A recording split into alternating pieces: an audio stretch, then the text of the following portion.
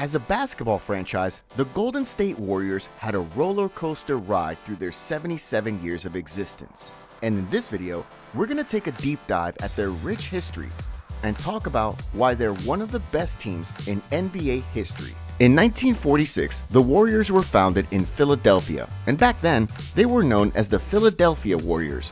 Led by the scoring sensation Jumpin' Joe Fulks, the Warriors defeated the Chicago Stags 4-1 to become the inaugural champions of the NBA back in 1947.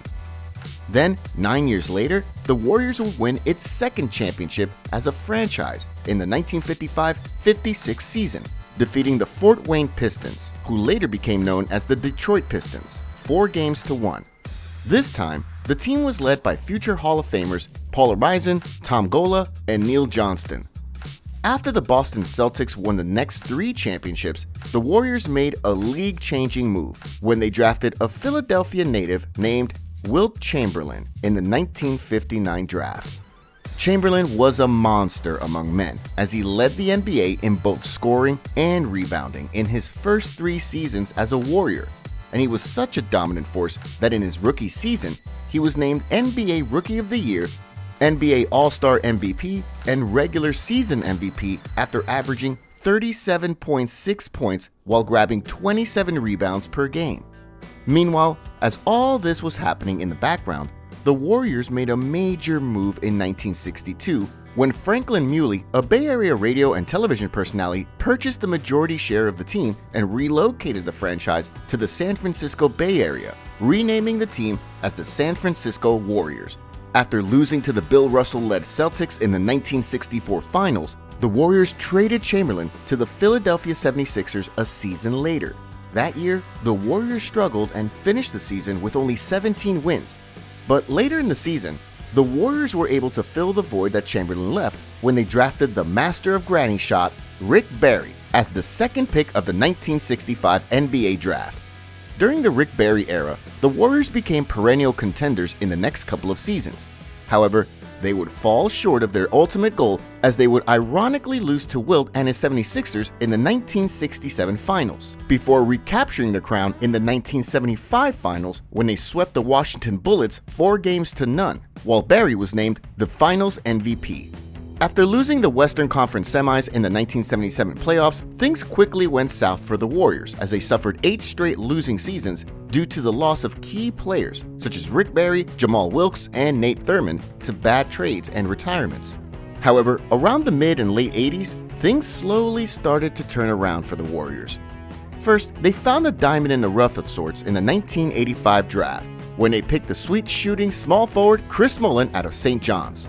Then, 3 years later, they drafted Mitch Richmond as their 5th overall pick in the 1988 draft, and a year after that, they selected Tim Hardaway as the 14th pick in the 1989 draft.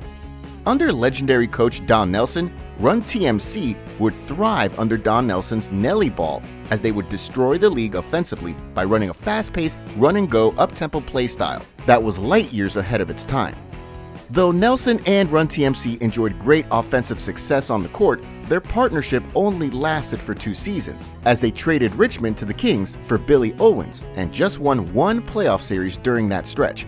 After bottoming out of the 92-93 season, the Warriors were rewarded with the 3rd overall pick in the 1993 NBA draft, which they used to select Penny Hardaway, but later on flipped it for the number 1 overall pick in that year's draft, which happened to be Chris Webber. Along with budding sophomore star Latrell Sprewell, Webber carried the Warriors to the NBA playoffs, only to be booted out by the Charles Barkley-led Phoenix Suns in the first round with a 3-game sweep. Right after the 93-94 season, the Warriors would plummet to the bottom yet again, but this time, they stayed down there for a long time. The Warriors went through a long winter as they missed out on the playoffs for 12 straight seasons, before getting back on course in the 05-06 season under Don Nelson once again, the same coach that got the Warriors into the postseason during the Run TMC era. Though Nelson ran the same blitzkrieg and offensive philosophy, the pieces that he got were different and were dynamic this time around. Led by Baron Davis and Monte Ellis at the backcourt, while Steven Jackson and Al Harrington played as small bigs in the front court, The We Believe season of the Warriors arrived in style as they shocked the slow-footed first-seeded Dallas Mavericks in the 2007 playoffs before bowing out against the much more physical Utah Jazz squad in the second round.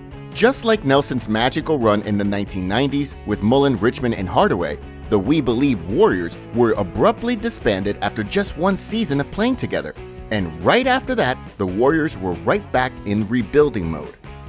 After 2 straight losing seasons, the Warriors were back at the lottery once again. And in the 2009 NBA draft, the Warriors made a low-key move by picking this skinny 6'3" kid out of Davidson. With the 7th pick in the 2009 NBA draft, the Golden State Warriors select Stephen Curry from Davidson College. Around that time, Monte Ellis was the Warriors' go-to guy on offense. But after seeing Steph's limitless potential as a lights-out shooter, they eventually traded Ellis to the Bucks to make Steph the face of the franchise. Over the next several seasons, the Warriors built around Steph as they surrounded him with great complementary pieces. First, they drafted Klay Thompson as their 11th overall pick of the 2011 NBA draft. Then, a year later, they selected Harrison Barnes as their 7th overall pick and grabbed their most underrated pick in franchise history when they used their 35th pick of the 2012 draft to select Draymond Green. The young core of Curry, Thompson, Barnes, and Green thrived under the reign of new head coach Mark Jackson when they barged through the playoffs in back-to-back seasons. But despite their strong showing, the Curry-led Warriors fell short of their championship aspirations. However, the bad times didn't last long, because right after Jackson was fired and replaced by former Suns president and GM and former Chicago Bull Steve Kerr, the Warriors would capture its first NBA title in 40 years back in 2015 after defeating the Cleveland Cavaliers in 6 games. The Warriors would follow up the 2015 championship season by destroying any team in their path and breaking all-time records left and right to close out the regular season with 73 wins and 9 losses. They would plow through the competition in the playoffs before setting a rematch up with the Cavaliers in the finals.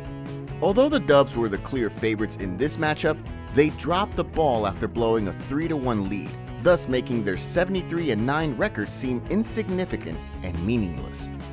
After their catastrophic collapse in the 2016 finals, the Warriors got some serious reinforcements when former league MVP and multiple All-Star Kevin Durant joined the already stacked Warriors team.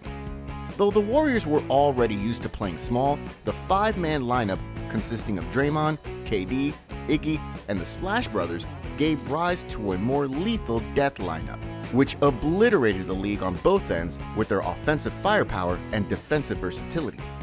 As a result, the Warriors completely dominated the league and won back-to-back championships in 2017 and 2018, while Durant was named as Finals MVP on those 2 trips. After winning 2 straight championships, the physical toll has finally caught up with the Warriors, as both Klay and KD went down with injuries during their 2019 Finals matchup with the Raptors, and they eventually fell in 6 games. Right after Durant left for Brooklyn, the Warriors had their worst season in the Steve Kerr-Steph Curry era, when they only posted 15 wins and 50 losses during the pandemic season. However, they would quickly bounce back from this, because right after the 2020-2021 season, the Warriors would go to the finals once again and bag their 4th title in the last 8 years, with Steph leading the way after being named Finals MVP.